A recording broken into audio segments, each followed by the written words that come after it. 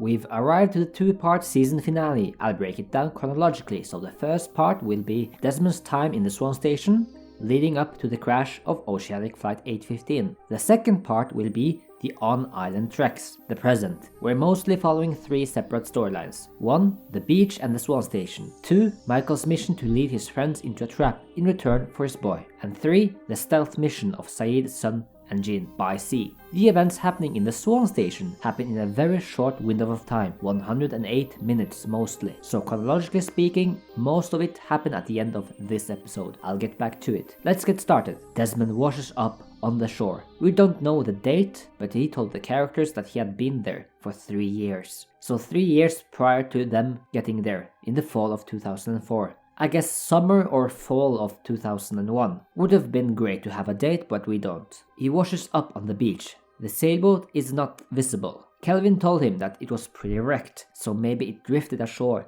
around here. The beach Desmond has drifted to is the same beach as our very own beach camp, 3 years before the survivors settle in. Kelvin either stumbled upon him while wearing his hazmat suit or saw the boat, ran back to the station, put on the suit to look like it's dangerous to be out in the wild, and tried to see if there were any survivors from the boat wreck. He found Desmond and brought Desmond to the Swan. I think he might have spotted the sailboat already. On the first day, he takes him into the bedroom, goes through his stuff. Desmond wakes up and then Kelvin has to go and enter the numbers.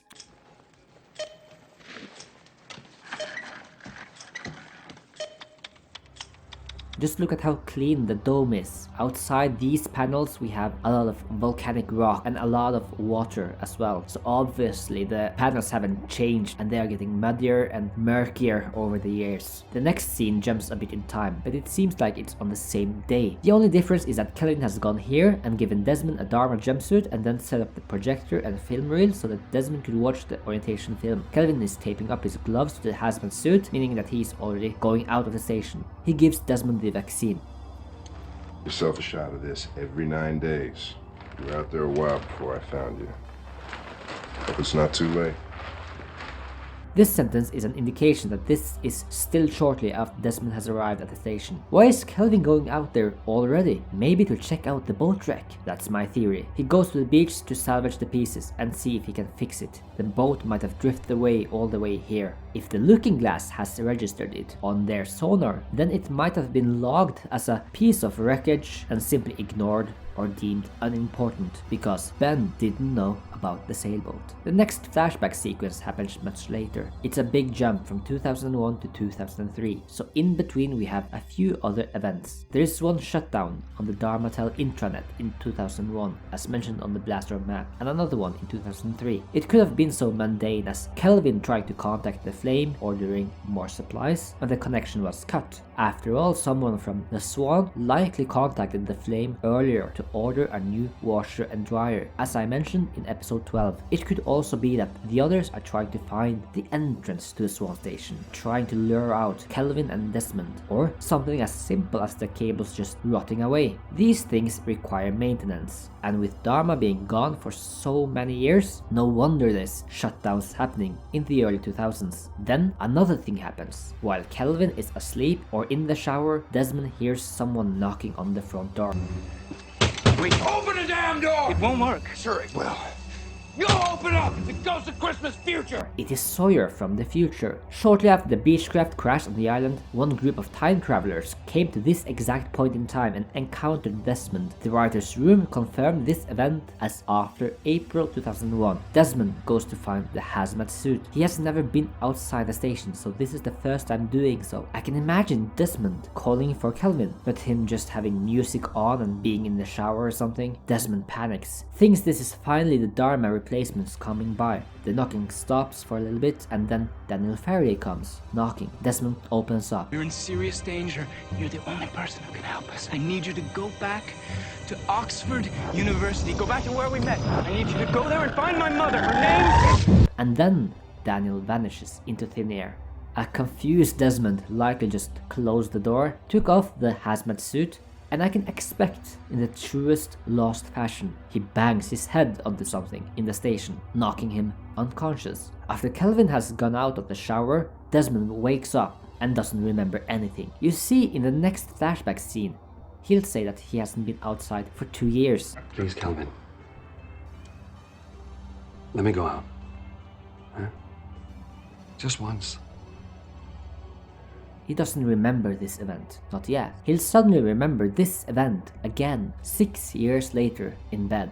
Let's move on. In 2002, Kelvin will travel to Hydra Island now that he has a sailboat, although it's a little bit wrecked, and a dinghy. He can finally explore this island off the coast. This is off screen, but we know this information because of this notation on the blaster map. Someone went to Hydra Island in 2002 and wrote this down. And that was after Radzinsky died and while Desmond was living down here with Kelvin. So Kelvin roamed around. He already knew about the hostiles and he told Desmond about the hostiles. But Kelvin has worked as spook. He knows how to sneak around since Hydra Island is now currently commandeered by the hostiles. So Kelvin would explore a little bit and then go back. Let's go to the next flashback scene. Sometime in 2003, Desmond fakes a lockdown while Kelvin is working on the map. It isn't until 2003 when Kelvin reveals to Desmond what happened to Radzinsky. See that brown stain there? That's Radzinsky. He put a shotgun in his mouth when I was asleep. Pointing at the ceiling where Radzinsky's bloodstain still exists. There are theories out there that Kelvin might have killed Radzinsky. Imagine living that many years with such an annoying man. I can fully understand those theories. However, the angle is a little bit off. How would Kelvin shoot him if the blood spatter came up in the ceiling? A shotgun to the mouth, crouching down and sitting on the chair in the living room seems more likely. Like Dexter Morgan said, blood never lies. The flashback ends and we move on. When tackling the next flashback sequence, I would like to talk about the hash marks. In The Secrets of the Hatch, the production designer Jim Spencer reveals that there are 9,000 hash marks on this wall. And you get a sense of, wow, how long has someone been down here? These may be the days, these may be the weeks, but there's 9,000 hash marks here. They're all very, very different. Some small, some larger, some broader, but you know, it makes for interesting wall. Behind you is the Dharma Swan symbol. That's a tremendous amount. I thought at first it was done by Radzinsky and it was him counting months or days, but that would not fit the timeline. 9,000 days is over 24 years, so it can't be years or months. If it's not days, then it can be every time they push the button. The time span is not as big. 9,000 hash marks for every time the button is pushed is somewhere in between 650 and 672 days. So if it is that, then I guess someone decided to put hash marks until they gave up, realizing they were not being replaced. That's a logical solution, completely fair, but I have a different theory. Just like in popular culture, I like the idea that it is days, and people were trying to keep track of how many days they were there to finally look forward to that 540-day limit. You and your partner are currently located in Station 3, or the Swan, and will be for the next 540 days. A collaboration between several people to see how many days had passed. You see how different the hash marks are. They were done by fresh Dharma employees for some years, then by Radzinsky, and then by Kelvin. Not sure if Desmond contributed to it, since he was not part of the Dharma initiative. So let's put it into days. Remember, I proposed a date in this video when the experiments officially started, and we got 2 new recruits. January 19th, 1980. So let's count 9,000 days from that. That would leave us to September 2004. That's a pretty cool coincidence. It's September 9th actually. So if Kelvin gave up on it all, it's September 9th to be precise. So if Kelvin really gave up on everything, I think September 9th might be the date he went down in the underground layer and considered terminating the whole thing. And this is my lead-in for an upcoming flashback, where Desmond goes to the computer dome, types in the code and enters the underground layer. It is September 9th, 2004. There, a lot of food.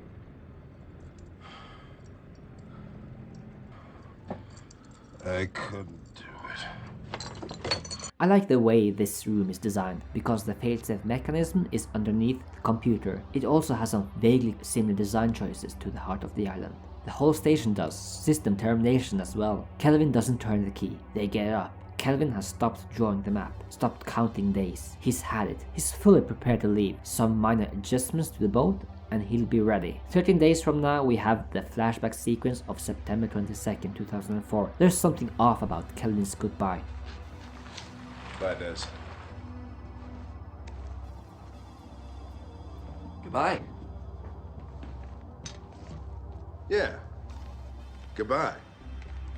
See you in a couple hours. I mean, he was going in and out of the station all the time. Desmond questioning his goodbye tells me something. Was Kelvin really planning on leaving on that very same day? Cruelly telling him that he'll be back in a few hours? Even bringing the failsafe key with him so that Desmond would be trapped there alone? Or he wanted to test Desmond, whether or not he would truly follow him. Kelvin leaves the hazmat suit on the ground, so technically there's an oxygen tank and a hazmat suit just laying outside here when the survivors crash on the island, right outside the doors. Maybe this polar bear brought it to his lair with his Tonka truck and corpse.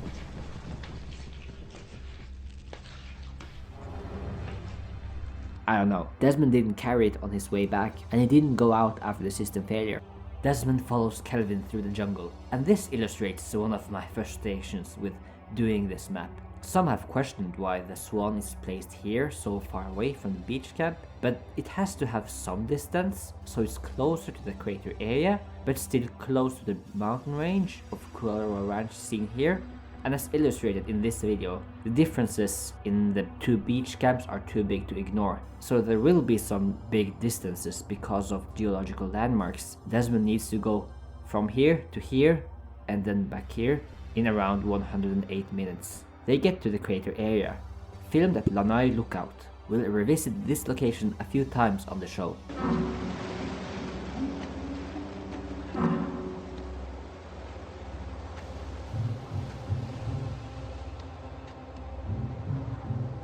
Desmond accidentally kills Kelvin and runs back to the Swan station. The countdown has reached past 0. The system failure zone. You can hear the countdown ticks down when he runs in.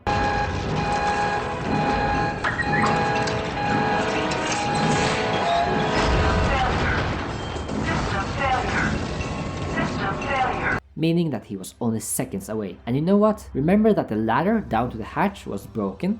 A small mystery from the previous season finale. I think this event answers it. It was yanked out down the hatch shaft during the system failure. Another cool thing is that since this event happened right after 4 o'clock, but the plane left at 2 and they were already in the air for 6 hours. 6 hours in. Our radio went out. No one could see us. Must mean that they entered the island at the wrong bearing and wound up some hours back in time.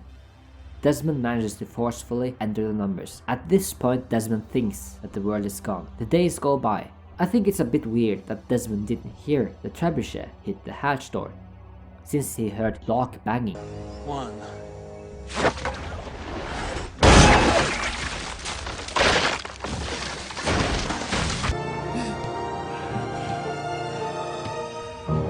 But he could have been listening to music in the shower or in deep sleep at that point. We come to the final flashback scene on November 1st. By this time the mural has been painted. Penelope's letter enrages him and he begins to throw about the contents of the hatch. At that moment he hears the sound of someone else screaming in despair and pounding on the wall. That person is Locke. The world is not gone.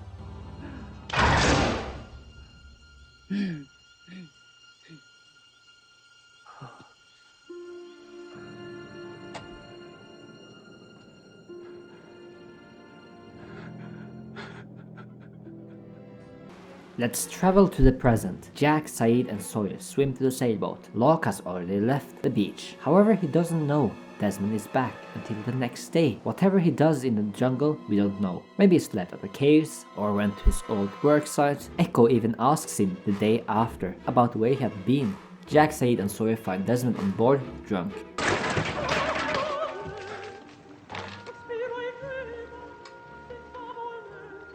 Together they'll anchor the sailboat and use the dinghy to get back. It is nighttime now. Said devises a secret plan to evade the other's trap using Desmond's boat. Jack likely told him about the rock with a hole in it. Since Said never spoke to Michael about it, he likely learned this information from Jack, as I mentioned in my previous episode. It's the next day, day 66, November 26th. That morning, Jack, Kate, Hurley, Sawyer and Michael trek together. They go down here and then into the jungle. Desmond uses the dinghy to get to the sailboat again and then come back with it. We didn't see everything around this, but we know he didn't swim to the sailboat since he is all dry. And let's face it, when Jack, Sawyer and Said found him drunk on the boat the previous day, they wouldn't have made him swim in his condition, so they likely brought the dinghy back, and then Desmond used it again on this morning to get more supplies. Locke comes into the Swan station. He tries to stop Echo entering the numbers, but Echo throws him out of the station and tells him not to come back. The group goes through this thick jungle where they are all startled.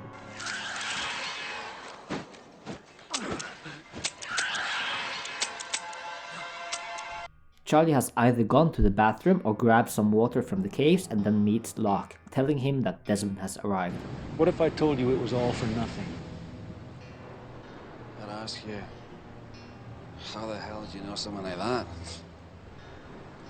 I found another hatch. Locke informs him about the pearl. If this was real life, Desmond would surely tell Locke that the Swan went into system failure and the whole station started to shake. But since this is a TV show and show don't tell works so much better, especially with the reveal and the story structure of this episode, then this cataclysmic event on September 22nd isn't talked about until the end of the episode. And at this time, Desmond believed Locke. Desmond likely thought back at that situation in the Swan, and if the pearl confirmed this station to be a psychological experiment, then the heavy noises, the hieroglyphs, system failure and shaking was likely part of the same psychological trick, forcing the subjects to enter the numbers in the very last minute. He tells Desmond that he'll get a good night's sleep and sober up. You see, the events with Locke and Desmond in the Swan station happens around midday and not early in the morning, so other events needs to catch up, even though it's edited differently. With this scene with Echo, with only 1 hour 41 minutes left, happens in part 1 of the finale, but when it has reached 0, our heroes have already been captured and Said is still waiting for them. Jack, Sawyer, Hurley, Kate and Michael camp over here. They haven't arrived at the Dark Territory River yet, so I've placed the location here. It is now day 67, November 27th. The Elizabeth is sailing up north,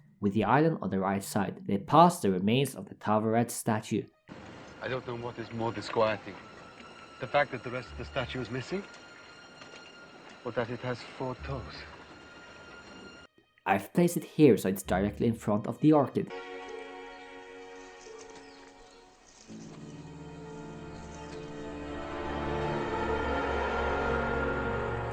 I debated on having it further up north, but I think it should be close to the Black Rock as well, so I've placed it here. The mountains behind it would also block the view of the statue. In this shot, my original idea in the first map I made in 2017, I placed it here. You see, I really like the idea that the small atoll at the end here was the remains of the Tavaret statue of the head. I don't think the size fits and we don't see it in this episode, so I abandoned the idea. In the episode we have some events happening in the Swan, but we'll come back to it. Chronologically we'll return with our heroes.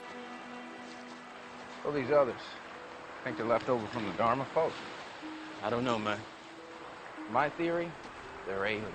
They are now at the Dark Territory River. We previously saw it in the season 1 finale. This is the same location, filmed at Kapena Falls. This is quite a breathtaking location in real life that even has some fences around some endangered plants. A little bit of trivia: more than 400 native plants were purchased and donated to the Hawaii Department of Land and Natural Resources after filming at Kapena Falls twice in the past 2 seasons. The project was phase 1 of an ongoing effort to target erosion problems. A concern some residents feel was due to filming. We want to give back and leave the area even better than we found it, said Jim Triplett, location manager for the show. 2 of the others are here, following them. One of them is shot, the other gets away. He's heading north, so my best guess is that he runs up to the barracks. Now he will be able to tell Ben that the group is already trekking, with the 4 people as promised. This is a good way for the others to ensure that Michael is still keeping his promise with only those 4 people. Had Michael brought the entire camp, then the mission would be off. Jack makes Michael admit to the group that he shot Ana Lucia and Libby. Jack claims to have prepared a counterplan. After Sawyer says, What plan? we have an off-screen scene where Jack tells them about the whole plan. None of them leave for the beach camp and still continue on Michael's direction. They go up north.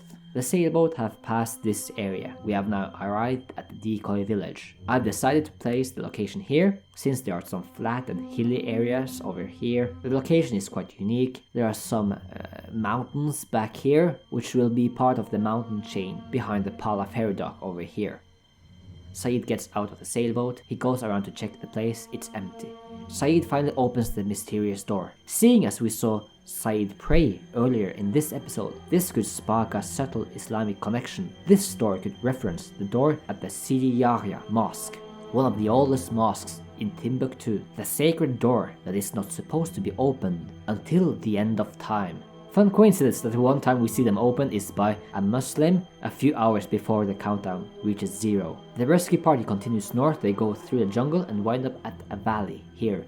This is Kualora Ranch again, and they are not too far away from the barracks. They find the capsule dump, proving that the pearl was a real psychological experiment, before seeing Saeed's signal miles away from where they were headed. The group came in this direction and had Saeed's signal behind them, which is why I've placed the capsule dump here. If they had gone further east here, then they would have ended up at the barracks. Whispers break out around the group. This is one of the instances where one word of the whispers is uttered clearly: Elizabeth.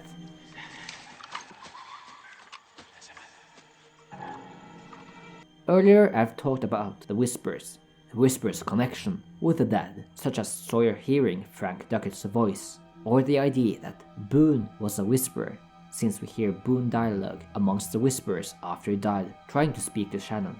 It still seems that the writers were toying with several ideas when it came to the whisperers, and how much control and association they had with the others. Even when this episode aired, in the May-June edition of the Lost magazine, Javi Grejo-Marxwatch said that the Whisperers fall into the mysterious nature of the others, and as their mysteries begin to unfold, some of those things that we've planned around them will be explained. So to me, maybe the Whisperers at the time now were like the army of the dead that the others controlled. So here it seems to me that the Whisperers are now following the others on their trek to the capsule dump. Someone yells Elizabeth, so maybe Libby is now a whisperer without really realizing it, and she's trying to warn the castaways, but is unable, since they can't see her. The whisperers in this situation comment on things such as them getting ambushed or them spotting the smoke signal. Someone is frightened after the gunshots start. They all get stunned, and now when the others are bringing the 815ers towards the Palafair dock, a boat will take off from the boathouse. The boat will have Ben, a boat driver, and Walt traveling out to the ocean, out here and up here. And while this is going on, we can finally go back to the events in the Swan. Remember, all of it happens in a short span of time. It's only 1 hour and 41 minutes from this moment to the end of the two-part finale, so most of it is concentrated in this moment. Desmond and John sneak into the Swan. Echo is itching 922 Revelation, which is both a reference to the Bible, but also a foreshadowing about the September 22nd revelation we'll soon get. Desmond breaks one of the fuses in the breaker box over here. Echo sees that the Swan has gone into emergency light mode. When Echo goes out this way, Desmond and John sneak in through the living room and then into the computer dome. Desmond sets up a lockdown sequence. Echo is locked out. He bangs on the door and then leaves the station. Some have wondered why Echo goes this way and not through the door. The answer is simple. There is another lockdown door blocking the main entrance, meaning that the only way out now is up the hatch shaft. Echo runs to the beach, gets the help of Charlie, who promptly shows him the stash of dynamites. It is close by Hurley's previous stash of food. They go down the hatch shaft and then walk all the way to this door. Maybe it's just a bunch of wires that...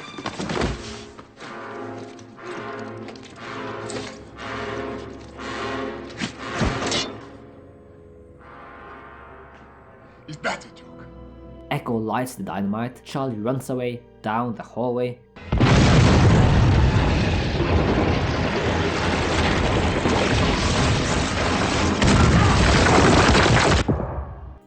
While Desmond is reading the Pearl transcripts, we're gonna go back to the other group.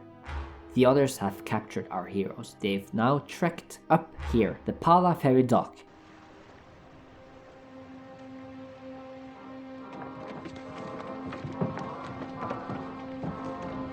the small boat arrives to the dock, while Said has gone back to the sailboat, waiting for Jack. The countdown is ticking. Desmond connects the dots and realizes the immense power of the station, that it really brought down the plane, so whatever Locke told him about the Pearl station, saying it was all a bluff, he doesn't believe it anymore. The station shaking was real. Locke breaks the Swan computer, so Desmond races the blast doors to retrieve the failsafe key from the book, Our Mutual Friend. Desmond runs back to the computer dome and goes down into the underground layer. As the countdown timer runs down, metallic objects fly towards the electromagnet, and the Swan shakes as if hit by an earthquake. Let's pause it for a minute. Why didn't Desmond use the failsafe key earlier in the episode Orientation, when he accidentally shot the computer? I think a few various things have to have been considered. One being that during Orientation, he just learned that whatever happened on that fateful day he killed Kelvin simply had no effect. People were outside the station, nobody was sick, the world had not ended. So the world's still out there? As far as I know. So he likely brushed aside anything Kelvin told him. It might have been all lies and deceptions. The failsafe key could likely have been connected to a high voltage generator, and that would kill him instantly. There was absolutely no information about the failsafe key in the Orientation film that he could rely on. Everything was just Kelvin's words, and the world didn't end. That was a failsafe key. That seems kind of convenient. I'm sorry? I'm just saying, if you had this magic key the whole time, why didn't you, use it? I didn't know what would happen. And another factor was that Desmond was done with the hatch. He learned that Said could fix the computer, and he had a way off the island. He preferred to take his chances on running, leaving the survivors to press the button, rather than taking all the time to explain things. He was done. Heck, he even forgot to tell them about the code. He simply got reminded of it when Jack ran into him. If by some miracle you manage to get that computer working again, you got your end of the code. 4, 8, 15, 16, 23, 42, hit execute. So that's why he didn't consider the failsafe key. Echo awakes and pushes Charlie away when stuff comes flying towards them. Charlie runs in this direction, and then we don't see him anymore until he's out of the Swan. Where did he go? Did he run back through this hallway when stuff was flying towards them, or did he climb the rope? I doubt he did that, so maybe he ran out and we didn't see that, or he never got out of the station. I'll get back to that. Locke admits his error, and Desmond activates the failsafe, causing the Swan to implode. The sky turned purple, as seen and heard across the island. On Comic-Con, the showrunners were asked this. My question is, I was wondering if when the hatch imploded and the sky turned purple, did the island travel then? Ooh. As it did when Ben moved the wheel? That is a good question, and the answer is no. But as we see in the last scene, the event caused the island to be visible, so that it was finally detected by these Portuguese guys. They also mentioned the possibility of missing it again, which suggests to me that the day the plane crashed was the previous event. Immediately after the implosion, Charlie comes bewildered out of the jungle, asking this. Where's Locke? Echo. They know that yet? No.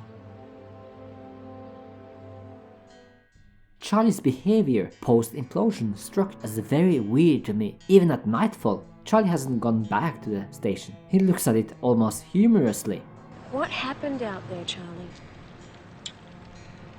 You want to hear the part about me nearly being killed by the flaming fireball or the flying fog? I want you to be serious. Nothing. Nothing happened? This is why I believe that Charlie didn't get out, that all characters were in the Swan station during the implosion.